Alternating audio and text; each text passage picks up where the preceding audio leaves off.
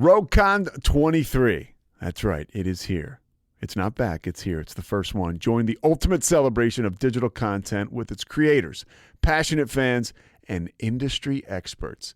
It is all happening in downtown Waco across multiple venues, January 20th through the 22nd of 2023. Now, if you want to go, you got to get tickets, and tickets are on sale at RogueCon23.com. That's RogueCon, RogueCon 23.com. Be there. I'm going to be there. Everybody's going to be there. Let's go. Laure Redmond is a lot of things, but the two most important for me is she's sober, so she ends up on this podcast, and she is a force of nature. During a point in this podcast, I literally asked her how much I was going to owe her after this hour, because it was like therapy for me, and I hope it will be a real safe place for you to just hear about her recovery. She was a life coach, a fitness coach to the stars. We're talking about Tom Cruise. We're talking about Mary Tyler Moore. We're talking about Madonna. She was huge in the 80s as far as the fitness revolution was concerned, and she is huge now as far as helping people as a coach, whether you want to call it a life coach or a confidence coach. She's the real deal. She has a book, Feel Good Naked, that she wrote a while ago, and I'm honored to write another one. Of course, her website, LaureRedmond.com. We're going to link it to the pod. And this is fantastic. I'm really stoked that she took the time to hang out with me for an hour, because I just got done, and I feel real good. Only one way to feel better, right? Kevin Souza.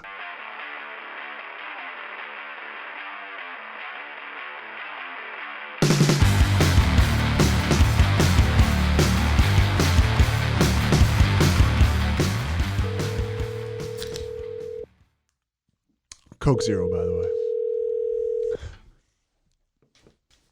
You there? There we go. There we go. Hi. Hey, wow, you sound great. You sound great too. So my audio is coming through? Yeah, it's coming through really well. Nice. I'm in a studio right now in Central Texas, and our producer is Aaron and Allison too. We have two people today. I mean, that's how big of a podcast this is. That's pretty nice. That's wonderful to have backup. I love it. Yeah, I could use some backup today, but you're stuck with me solo. Are you in Portland?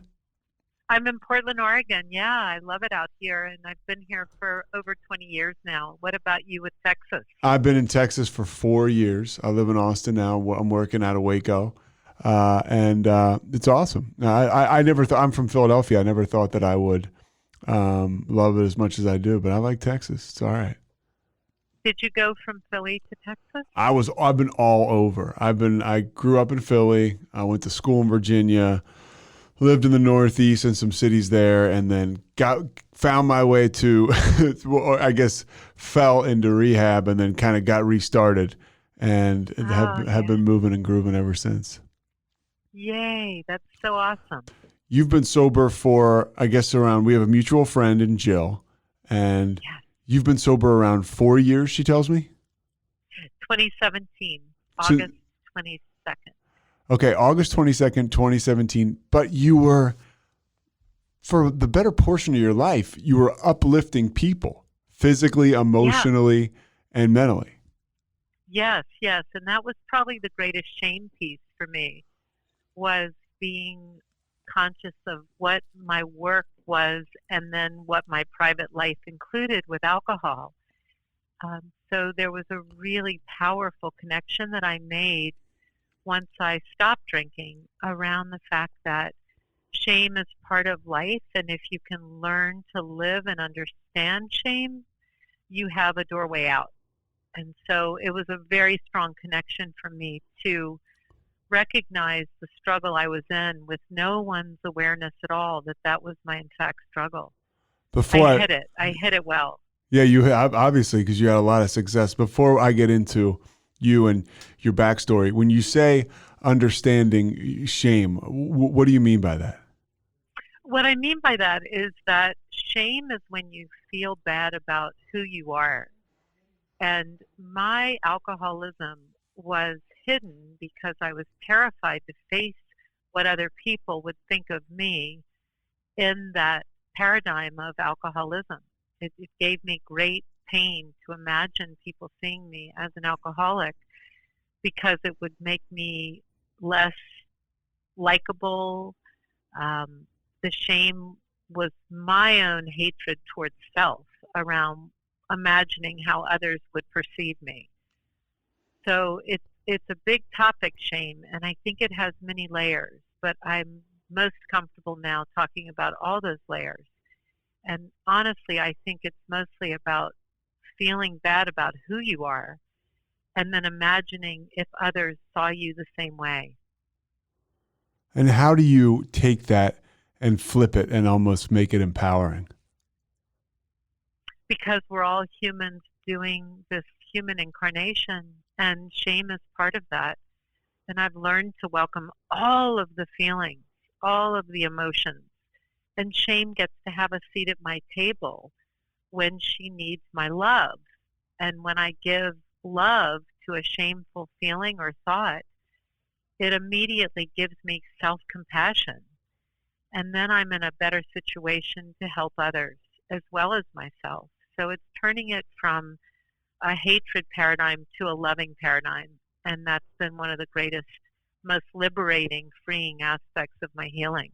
Yeah, it's just taking it easy on yourself and then learning through your journey how to understanding those emotions for me has been huge. And I forget, that's why I got to practice it daily, because I will, I've heard people say if I had a friend that talked to me the way I've been talking to myself, they wouldn't be my friend. And sometimes I get going on the shame and it's like, wait, what are we doing here? And then if I can employ what you just said and show love to myself, right? Like I'm supposed to somebody else, the freedom starts. And I want to go back to something I just heard you say about, why am I in this moment? What my language would be more like, oh, come here, precious, sweet shame. What is it that's happening? What are you feeling right now? Tell me more. What's going on? Are you in present time, or are you having a memory, or are you projecting? Like, I sit with language that is supportive and loving, because even I find with my high sensitivity, even if I say, wait, why are you here? That already sets me up to feel embarrassed or guilty about it.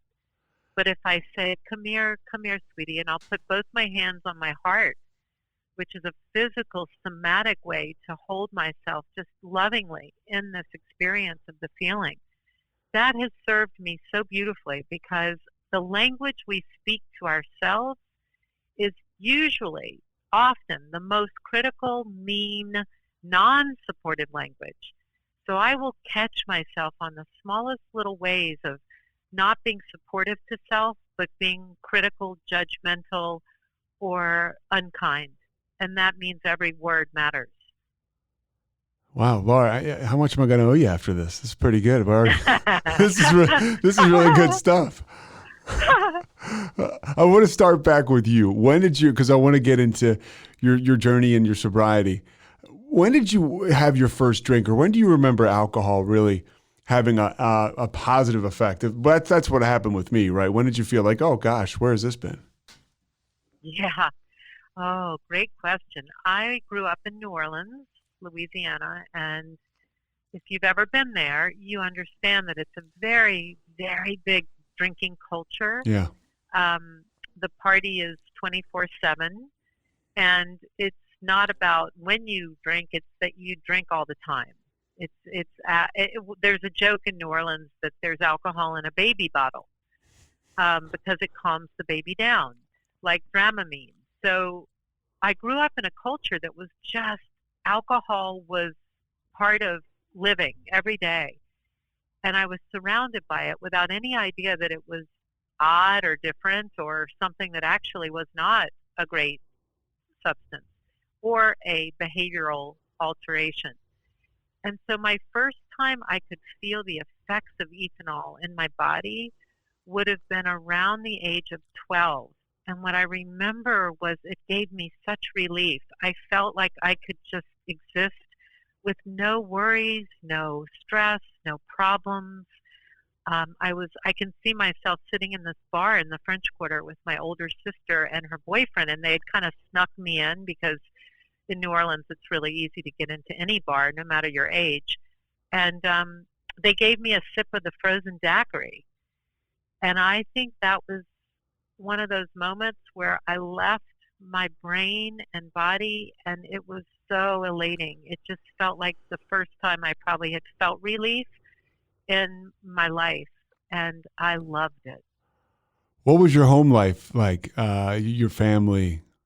You mentioned for the first time feeling relief. So what was it like at home? Lots of trauma.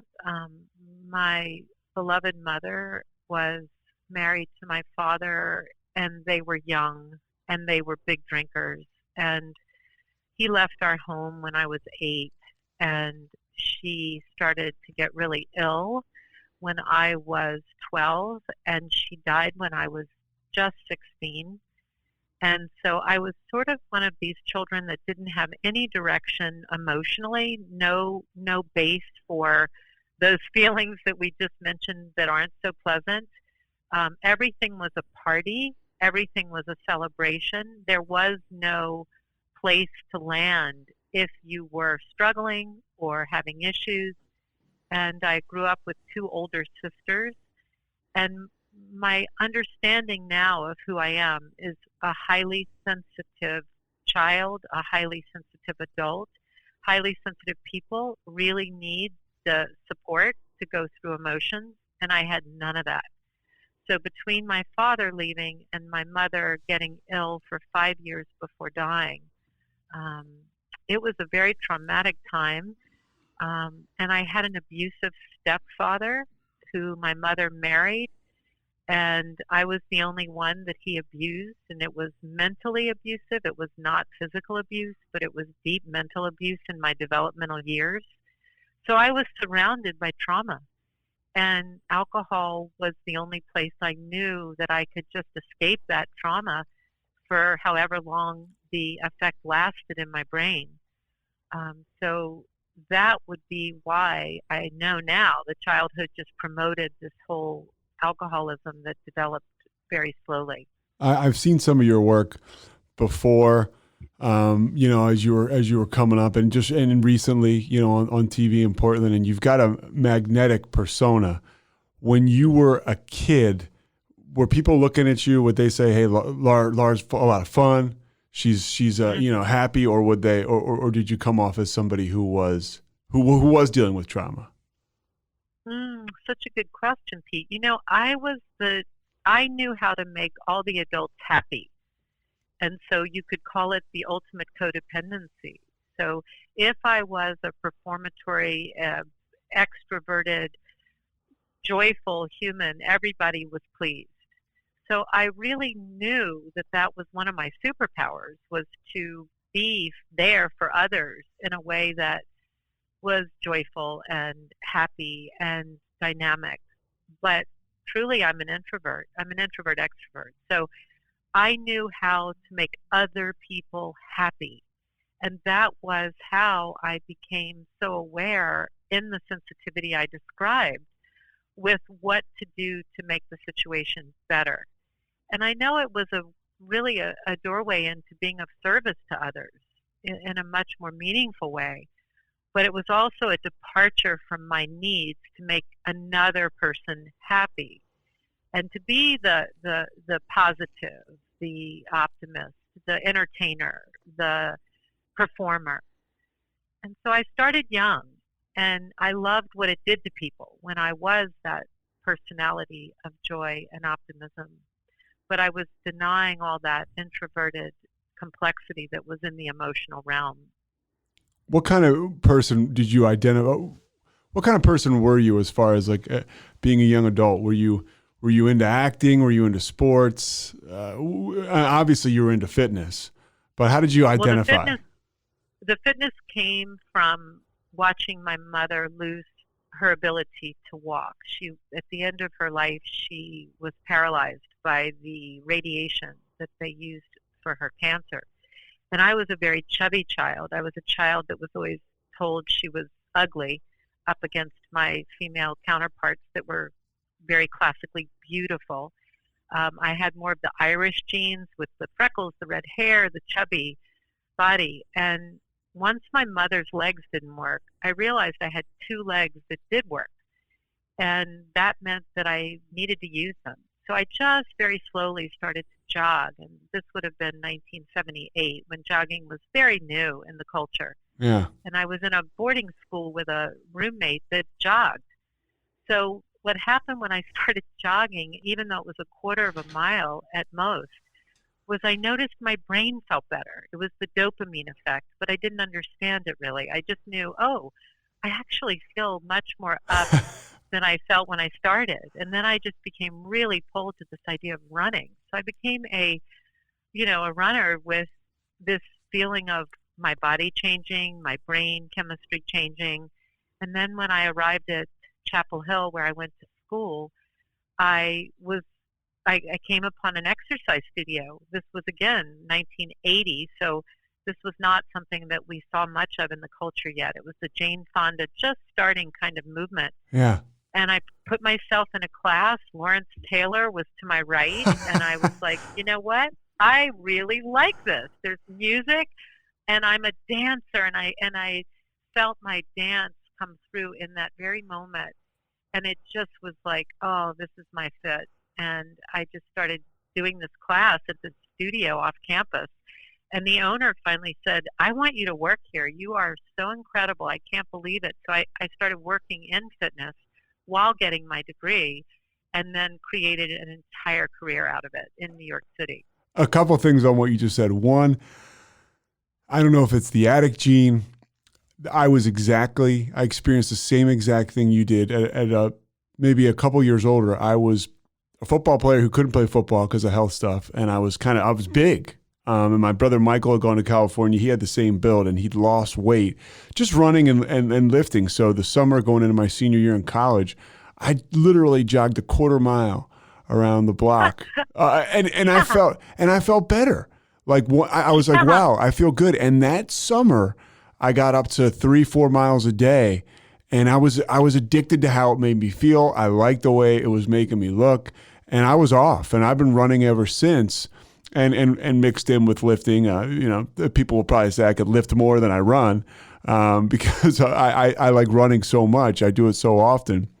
But same exact experience now. Do you attribute that a little bit to the addict gene? That I don't know. I'm not a doctor. I don't know if you call it endorphins or what, but that rush felt so good. I became hooked on it.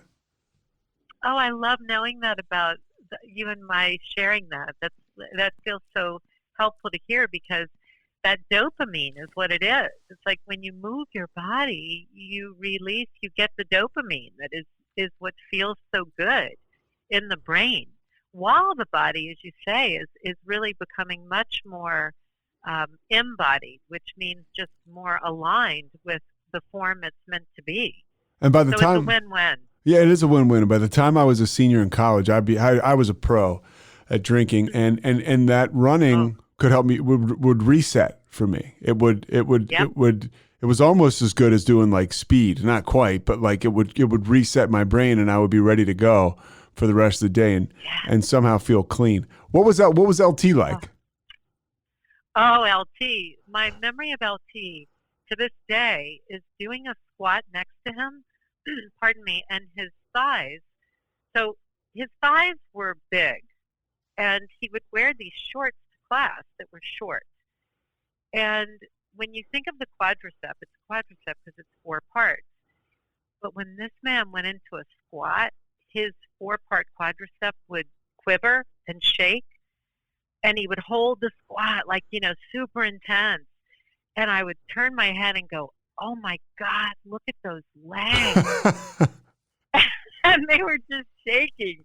And he loved it. He was just like, give me more, give me more. And I was like, whoa, man, that's a quadricep. So I remember his legs. What about, I had to ask you about Lawrence Taylor. What about you get to New York, this fitness? I mean, could I call you a fitness coach to the stars? Yeah, totally. I was. Who did you work with? So people know. Oh man, this was such a big era. This was a 10-year chapter. And again, this idea of an exercise studio was a brand new concept. It was before the super gym. And so anybody who had a high profile would go to a facility like the one that I ran in New York.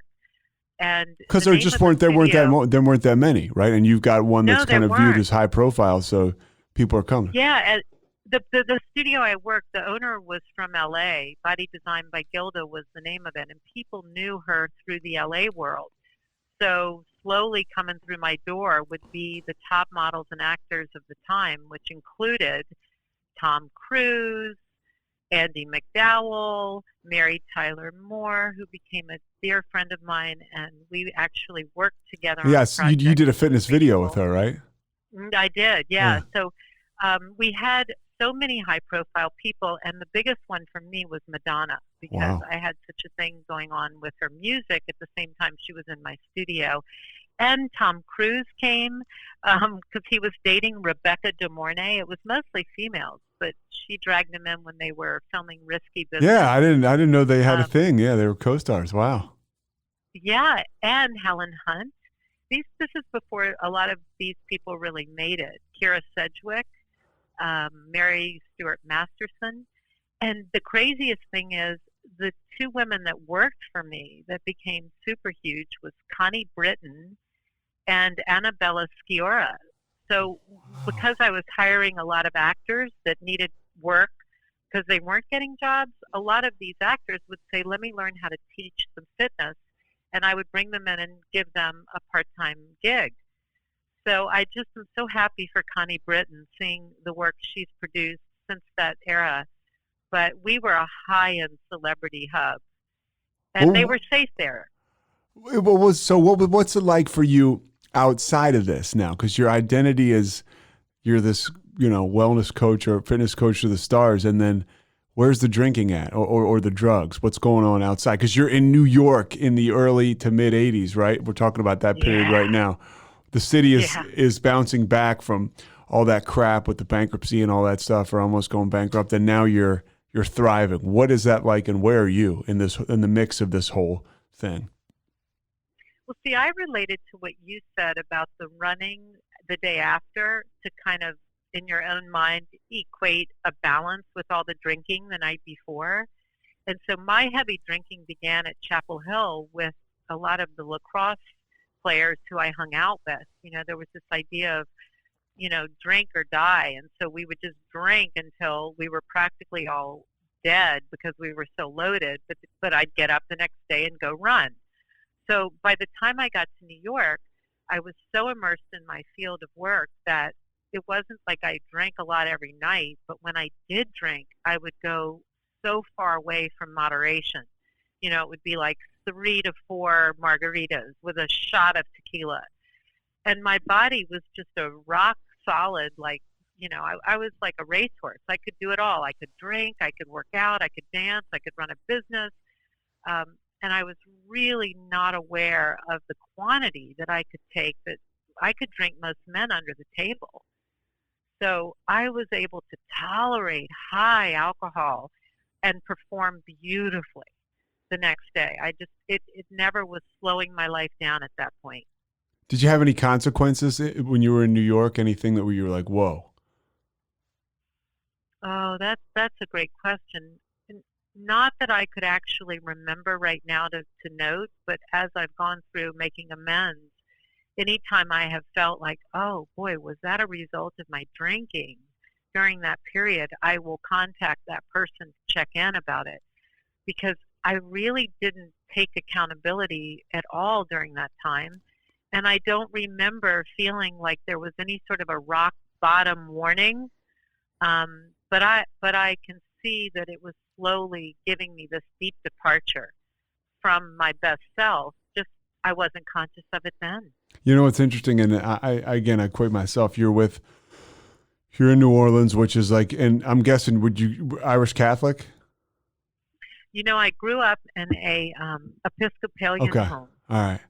I guess the Irish Catholic, because I know there's a lot of being in New Orleans. There's a church on a lot of Catholic churches, but the drinking culture of the city of New Orleans you grow up in, you get to UNC, you're running with athletes, drink or die, and then you're in New York. And I guess the culture, your world is fitness, but that's still a place where people are moving fast. High octane. Yes. Yes, exactly. And you gravitate. And I could keep up. Yes. Yeah. So what happens in New York with your business? It starts to take off. These are heavyweights you're talking about coming into your gym. How does it all evolve? Well, here's something interesting to share with you is that, so ESPN came to my studio in New York to audition for the Corey Everson. It was an ESPN show about weightlifting, and Corey Everson at this time was like Miss Universe. And they wanted someone to come on the show that could do like the aerobic portion of the last 5 minutes of this half hour. And I auditioned and I got the gig. So I went to Hawaii and I shot this show with Corey for a couple years. They put me on, I think, 2 seasons total.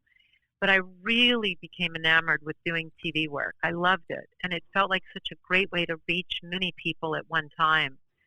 So that when I came back into my studio world, I was really psyched to do a video with Mary Tyler Moore on women that are older who stay super fit. And she was a client at the time, and she loved the idea of this project. So I started to hang out with Mary on weekends, on evenings. And Mary had given up alcohol through her own struggle when she had hit her rock bottom. And all of a sudden, I'm with this mentor and mother figure who's telling me constantly about the miracle of alcohol recovery and AA and not drinking. And that's when a seed got planted. Yeah. Because I just thought, gosh, how could I ever be in the world and not drink? But Mary doesn't drink. And I would ask so many questions because I think right then my soul was realizing, girl, you shouldn't drink either. But it was Mary's discussions about not drinking, and I'd watch her at these dinners, and I would, order my wine or my champagne or my beer, and she would have her Perrier, and I thought, how can you even do a social event without alcohol? It was implausible to me. But I'd see her doing it. I thought, well, Mary's doing it. So the heavy hitter in my recovery would be Mary Tyler Moore, because I know then I was curious to wonder, what would a life without it be like? Did she ever get it? Did to that reality? Did she ever get a chance to know? Like, did she know you're sober? Like, did you tell her? No, she died before any of this happened in my life, and we lost touch with each other over the decades. But that's when I know the seed was planted about not drinking versus drinking. It's amazing when you look back on your life when you're sober and you're thinking clearly in sobriety, and you notice all this stuff makes sense now, and you don't notice it then. And it's amazing. So true, Pete. Yes, amazing. So you're working with her, and then when did things kind of actually talk to me more about your career? So you do the video with Mary Tyler Moore. This is when these fitness videos are really getting a lot of attention and making a lot of money. What happens next? Yeah.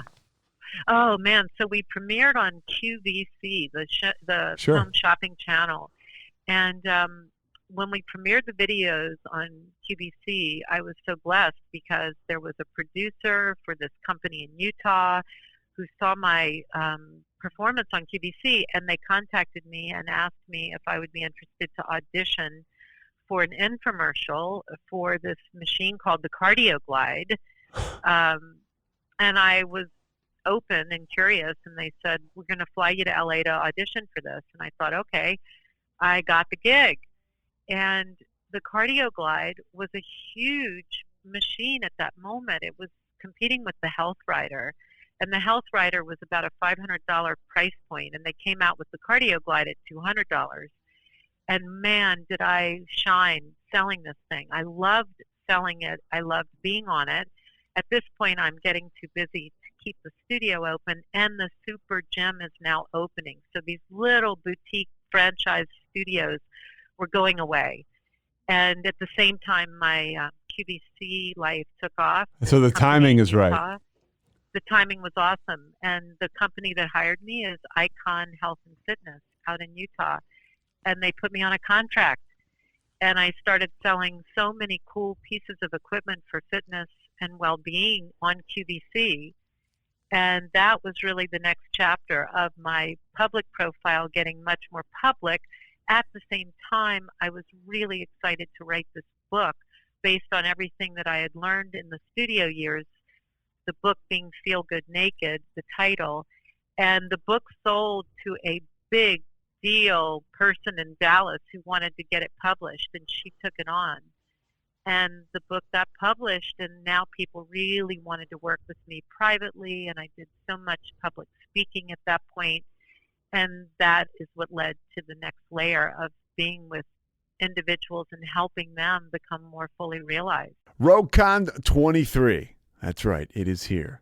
It's not back. It's here. It's the first one. Join the ultimate celebration of digital content with its creators, passionate fans, and industry experts. It is all happening in downtown Waco across multiple venues, January 20th through the 22nd of 2023.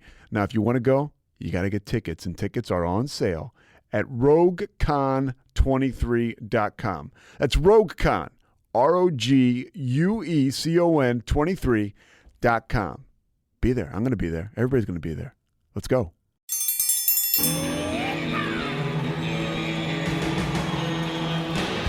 Hi, I'm Hank. You might remember me from a show called King of the Hill. Check out a King of the Hill rewatch podcast. These boys ain't right, but they are funny. Find the podcast anywhere you get your podcasts or at roguemedianetwork.com. I tell you what.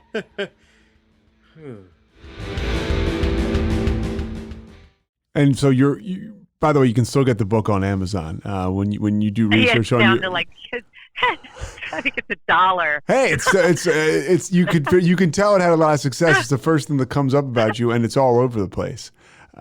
Thank you. So how is the drinking at this point in time? I mean, it sounds like you're doing a lot of traveling. You're out doing a lot of speaking, more high octane. Mm-hmm. Whereas, first of all, are drugs a part of your story?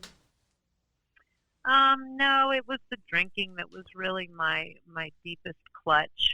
That I would drink at night to get away from my brain that was the high producing type A worker.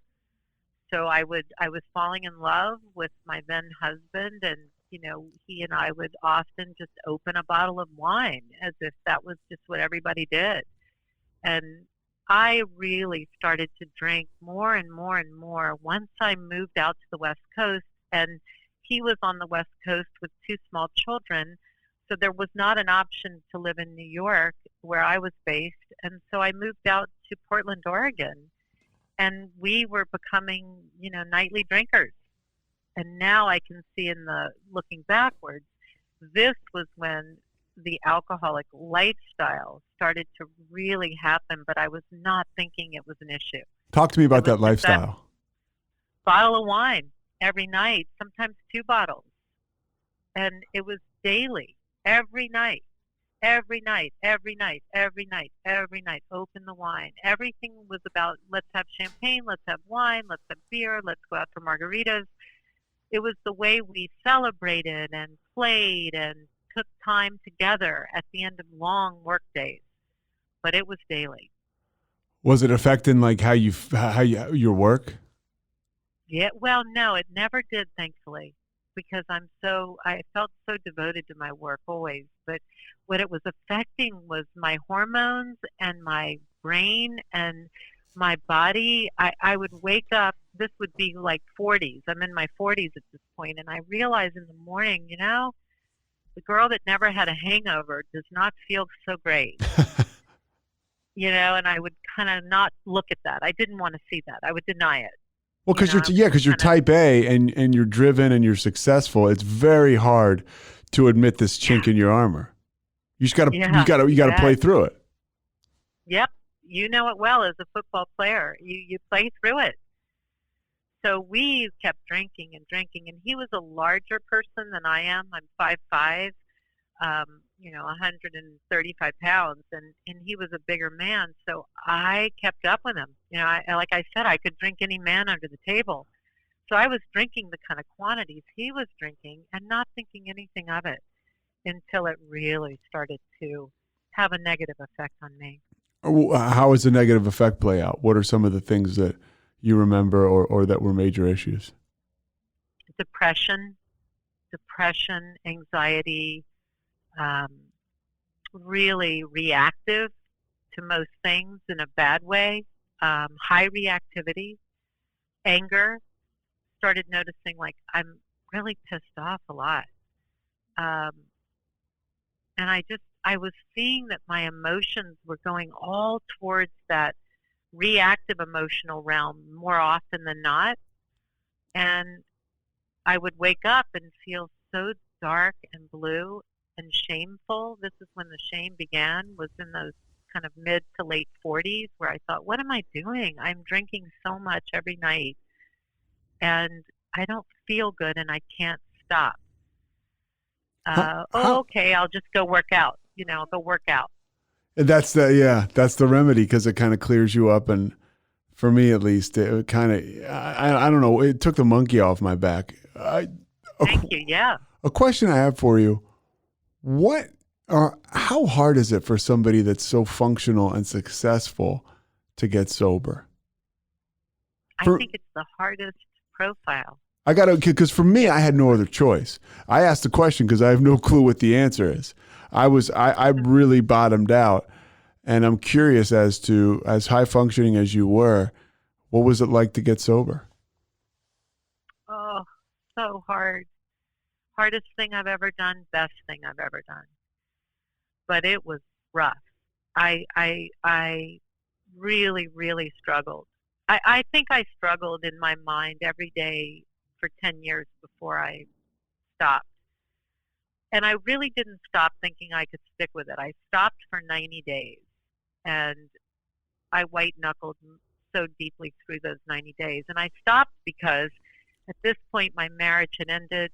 I was living alone, and I blacked out twice by myself in my apartment. And I woke up next to my dining room table and just thought, oh my God, what has happened? And at this point, I'm in my 50s. So you see, you can't keep going like I was going as a female. I can't speak for your gender, but for females, the hormones, premenopause, menopause, and alcohol are a terrible mix. Awful, poisonous. So my partner at the time challenged me to do 90 days without it. And It's a romantic partner or a work partner? It was a romantic partner. And I went to an AA meeting. I sat in a chair and looked at the floor. I felt so punished, and I white-knuckled. And about the 89th day, I said to my partner, 90 days is tomorrow. So on my 91st day, I think we should go out to dinner and get a beautiful bottle of wine, and I'm sure I'll get such a big buzz from it because I haven't had it in 90 days. And they looked at me and said, I don't think you should go back. And I was so mad. And then I knew that's true. I really shouldn't go back. I can't go back. Why would I go back? And then I started to really commit to this idea of, recovery is only one day at a time. And on the 91st day, I didn't have any alcohol, and I haven't looked back. So grateful beyond measure. That 90 days, were you going to meetings, or were you say white knuckling it? You kind of went to that first meeting, looked at the floor, and never went back, or did you go back? I struggled with the AA meetings in the beginning. I mean, I use them now, but I really found some other ways in the world now that spoke to me more deeply. One was through Buddhism, because I study Buddhism, and the Dharma recovery really kind of worked for me more at that time and still does. And Holly Whitaker, who is a rock star now, she was one of the greatest gifts to me, and it was all online that I found her work. She's known very well now because Chrissy Teigen quoted her as the reason she gave up drinking. And I just started following all of her literature, her blog, and she really made sense to me. So I would give Holly Whitaker a real shout out, along with AA and Dharma recovery. I need a lot of different parts of recovery to stay interested in it. And now it's one of the most fascinating worlds I've ever found. You're a seeker, and yeah, and that can be one of the healthiest things. Those are some of the healthiest people I know when you're seeking the right things. I want to go through that lineup a little bit. You mentioned Buddhism. As an alcoholic in recovery, what is the tenet of Buddhism that you found to be the most helpful? Well, Buddhism is built on the idea that everybody suffers. And there is a way out of your suffering. And if you can, it kind of goes back to what we were saying about shame. Like if you can stay with your suffering in a loving paradigm, then it will lessen and it will decrease. And one of the great gifts of Buddhism is when you're suffering to help another soul who is suffering also.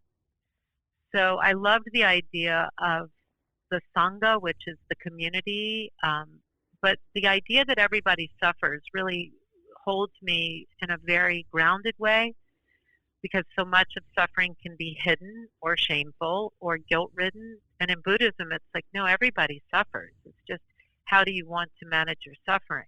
And can you help another soul, which automatically helps a person's suffering? Very much like recovery and AA. Help someone else instead of your own narcissistic suffering. So I love that about Buddhism, and I really am a great believer in meditating. And of course, there's a huge component of meditating with Buddhism. And it just felt the most sensical to me of all religious studies. It's the one that feels the most personally grounding and attuning. I feel deeply aligned with it. What do you say? Dharma recovery. Yeah, okay. Before we get to Dharma, what do you say to people who say, I can't meditate? It's too much. My brain's too crazy. I would say go look at some of the apps that are out there that have been created from that same idea. 10% Happier is one of my favorites, because Dan created Harris, that right? Dan was the guy saying, I'm not meditating. I don't meditate. That's not me. So I think you've got support out there if you can't meditate. The other thing I want to recommend is there's an incredible Zen teacher in San Francisco named Norman Fisher. And he has an article, How to Create a Meditation Practice at Your Home, that moved me, and I never looked back. I started that in 2010.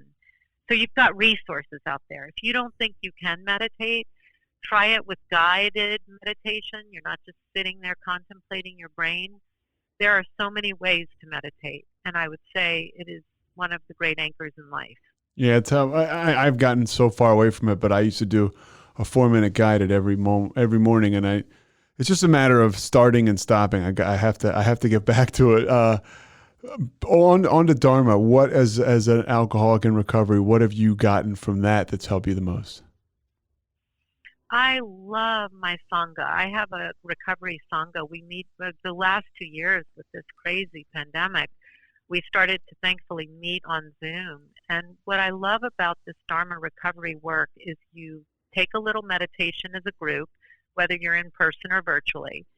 And then there's usually a great reading that someone offers that we read.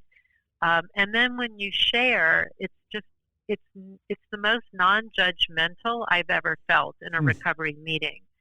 So Dharma recovery is just a little less, sometimes people feel in AA like you're always being told that you did it wrong, you have to do it this way. For sure. Only these.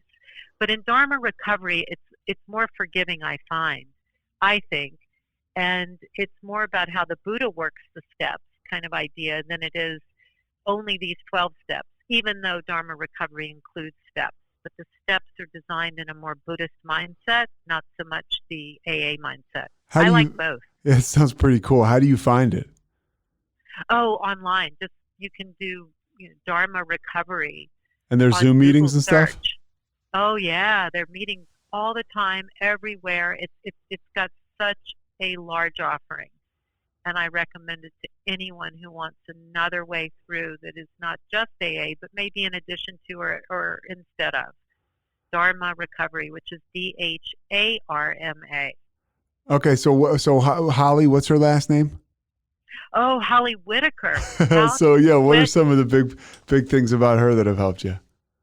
Oh man, so her book is called How to Quit Like a Woman, and How to Quit Like a she Woman. How to Quit Like a Woman is her book that Chrissy Teigen went public with, and now she's very well known. But she just took the bullshit out of it.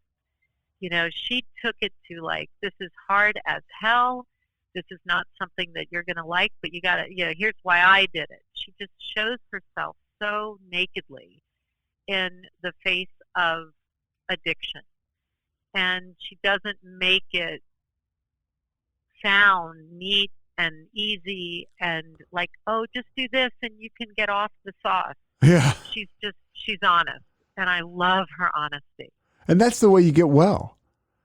That's how you get well, right? And it's hard to find that gear. Honesty. I know. It is, because I felt shame in some of these AA meetings because I thought, well, first of all, I can't quote the God thing too much because it's not registering as authentic for me. And it just felt punishing in some ways. Now I can use AA really well. I love it now because I've loved it during the pandemic because I can go on Zoom and get a meeting at any hour if I feel I need that support, and I often do. So I like all these different modalities. I think they really do make sense, and they're more interesting to me than just one. What do you tell other women that talk to you about struggling with drinking? How do you convey your journey to them in a paragraph or a couple minutes?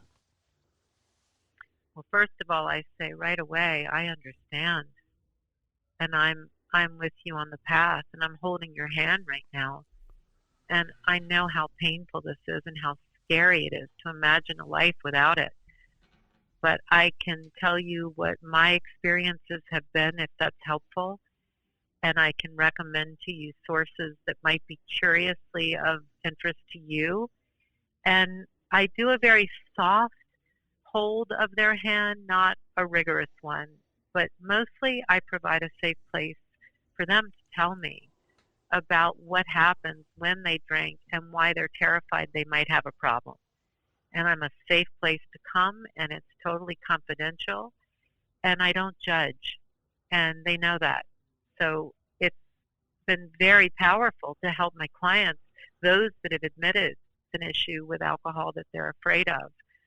It's just been such a great add-on to my work with women, particularly, who have that fear and shame around it. And my goal is to make it more comfortable and user-friendly. So when I talk about alcohol in women, I think it's so interesting to just look at it, discuss it, and figure out, why are you drinking? What is it that is so difficult to feel? And that is a doorway that will open so much information up for the other person. What is it so difficult to feel? And this is where these feelings and emotions are often not understood or given fluency as they should be.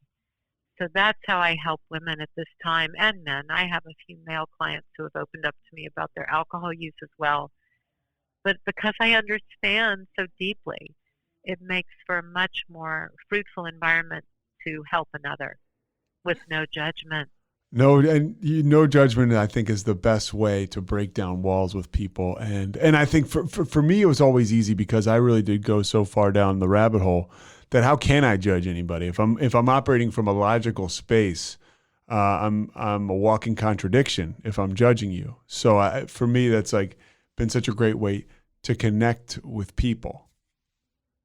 And you're such a great gift to others as well, because that is so helpful to remember with all humans. Like, we are just trying to all do the best we can, and the next right thing is hard to do sometimes. Yeah, it's real hard. Really hard. Would you define yourself as a life coach now? Yes, I am a coach, and I use the word coach, but life coach works, confidence coach works, wellness coach works. Yes, I am a coach, and I love my work. Well, you work with successful people, I'm guessing, too. What is one of the biggest myths that these successful people sit down in front of you, whether it's online or in person, what are they telling themselves that you see is so common that you think is and know is such bullshit, and you've got to help them work through it? If there's a number one thing. Yeah, I think the number one thing would be that if I'm successful, I don't struggle. But why do I struggle? And so it's teaching them that the struggle is real for all of us. And that takes us back in a way to the Buddhism. But most type A successful people feel really guilty, shameful, and horrified by their struggles. They don't want to have struggles because they're successful. But those two things are okay coexisting. Yeah, that's very interesting, because you think, and that's why you hear people talk about, oh, once I achieve this type of success, everything will be okay. And, you know, you hear the term inside job or whatever, but it really does start inside, whether it's going to be the positive or negative. This is not my opinion. This is what I've experienced. For me, I've always got to be vigilant on what I'm doing as far as my mental health and my spiritual health is concerned. Otherwise, it doesn't matter what happens to you outside of your aura, you know, or what's going on with you inside your head. It doesn't matter. You can be experiencing all the success in the world. If you're not spiritually fit, then it doesn't mean anything. And you know, you mentioned something that I've never thought of before. It just makes things more shameful, because you're like, man, I shouldn't feel like this anymore. I do, and it gets worse. Exactly. And on the exterior that you speak of, if success is part of your life, then it becomes even more intimidating and horrifying and frightening to look on the inside and see the struggle, or as I mentioned, the depression or the anxiety, or what will my neighbor think? Yeah. And that's where it all just gets buried in more of the exterior, which makes the interior suffer even deeper. And you've been sober 4 years. How have you? Yes. How have your relationships been? Romantic relationships without alcohol? Because I can relate to the fact you said that was a big part of a key relationship in your life. You just drink. That was what you did. It was like your favorite hobby. How did you move out of that and then embark on other relationships, or existing ones? The existing one you had. Oh, good question. A lot of my relationships went away when I quit drinking, because socially that was what those relationships were drinking relationships. So I lost a lot of relationships when I stopped, but I gained so many powerful new relationships that have mutuality included in them, and a great feeling of being seen and heard and loved. And my primary partner is not a drinker, which was unbelievably lucky. Yeah.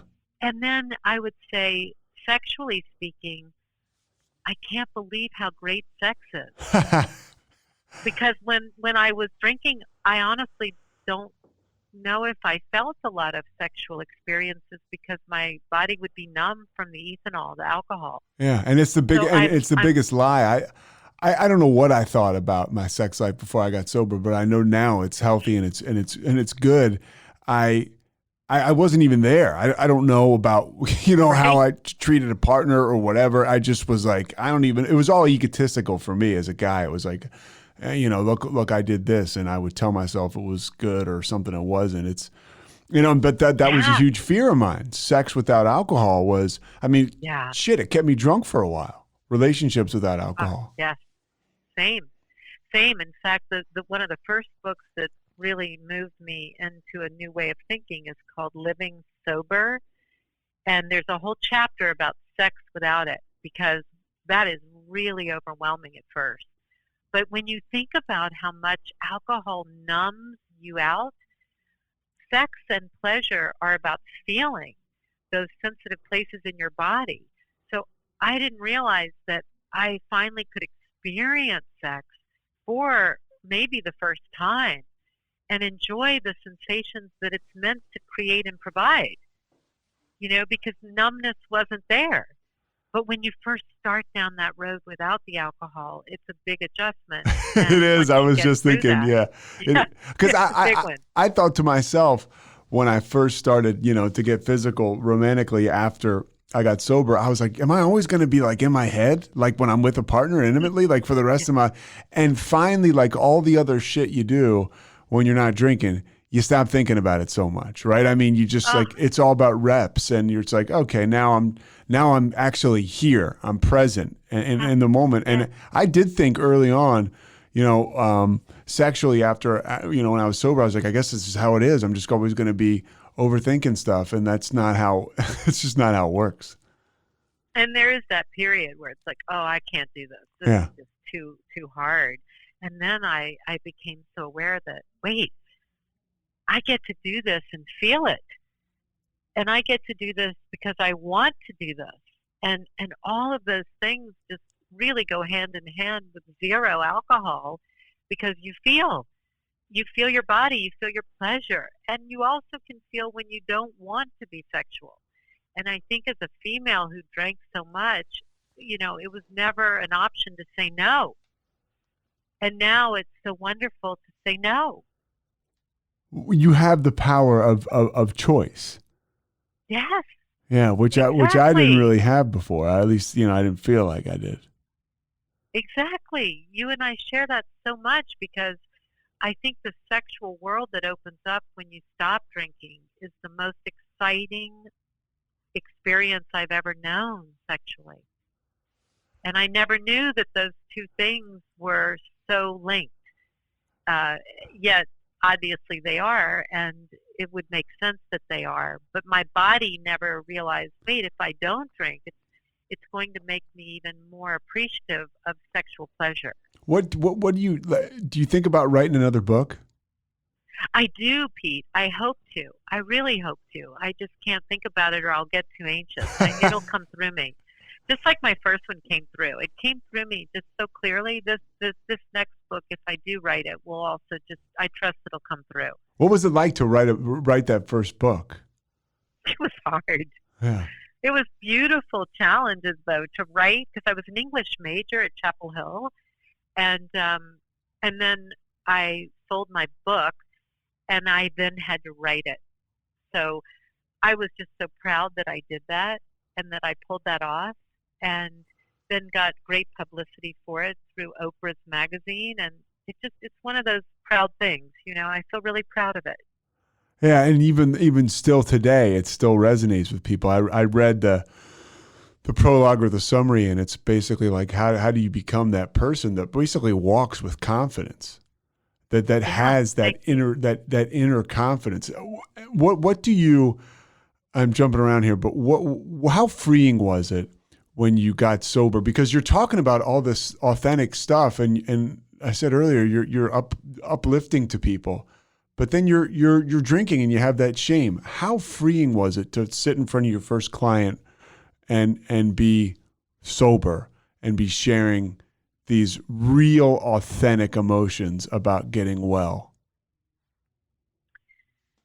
I think that the answer that really comes through is that not drinking was the greatest gift to give myself.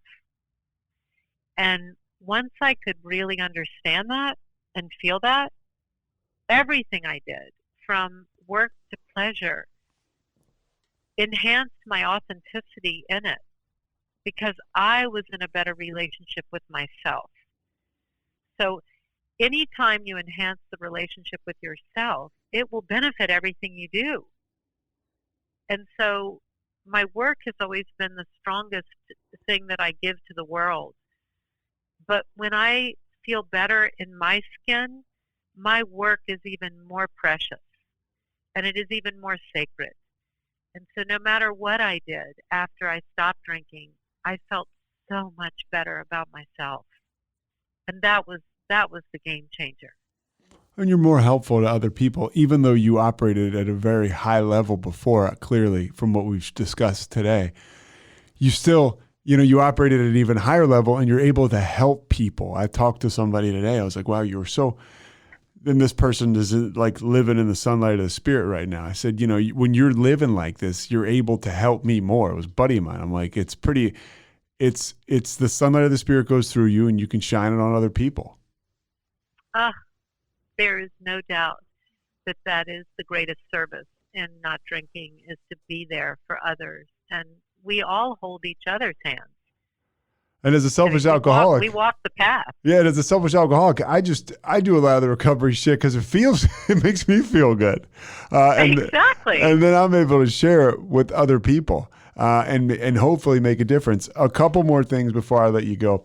What do you tell people that are just trying to stop drinking today? That they're brave to let me know that. I think that's so brave to just admit that. And that by admitting it to only one person, you're on your way to exploring curiosity around giving it up. So I love the word sober curious. I saw you on what TV affiliate is that in Portland? AM Northwest is the KATU TV show that I do every month. Yeah, I've seen you. It's cool. Yeah, you do, and you talk about everything. You talk about sober curious. You talked about 7 questions to ask yourself before you get a divorce. Was almost like, I'm not married, but I was like, woo, this is real stuff. It's scary. It was good. Yeah. Thank you. I was very proud of that segment because the pandemic has just really done a number on a lot of marriages. But the idea when someone admits it is, and I learned this in one of my AA meetings, that all you have to do is tell one person out loud that you're struggling. That's it. And you're already on your way. All right. So where can people find you that are looking for you? Because this is really good. I love talking to you. My website is laureredmond.com, and it's LaureRedmond.com. Okay, and we'll link it to this podcast. Anything else? I'm also on Instagram. I love Instagram. That's one of my favorite places. And that's Feel Good Naked Radio. Okay. At Feel Good Naked Radio. All right. Anything? This has been great. I gotta let you get back to your life. Anything else right now you want to share with people? I just want to thank you for talking so honestly about something that is so prevalent in our culture. And I know one thing, and that is that we are meant to connect. And the most connecting aspect of life is one that does not include alcohol. Wow, you said it all. That's it, right? That's a great way to put a bow on it. I need you to do me one favor. Just text me a headshot of yours that I can use with this. And then Pete. It'll be up tomorrow. Oh, I'm so excited. Thank you so much for caring to talk. Oh. I loved our time together. Are you kidding me? I got a lot out of it, and I have a real good feeling other people will too. I'll get you a link to the podcast once it gets up tomorrow. But Laure Redmond, I cannot thank you enough. Oh, Pete Sousa, thank you. Have a beautiful rest of your day. You got it. You too. Thanks so much for listening to the Payoff with Pete. Once again, I'm Pete Sousa. And of course, we are part of the Rogue Media Network. All kinds of good podcasts you can find at roguemedianetwork.com. And of course, you can find this podcast and all those other ones wherever you get your podcasts, iTunes, Spotify, other spots like that.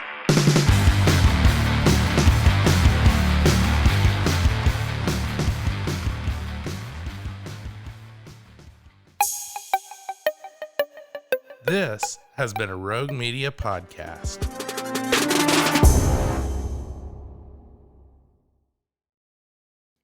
Join the ultimate celebration of digital content with its creators, passionate fans, and industry experts. It's all happening in downtown Waco across multiple venues on January 20th through the 22nd, 2023.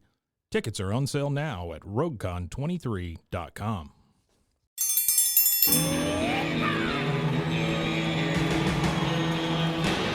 Hi, I'm Hank. You might remember me from a show called King of the Hill. Check out a King of the Hill rewatch podcast. These boys ain't rap, but they are funny. Find the podcast anywhere you get your podcasts or at roguemedianetwork.com. I tell you what.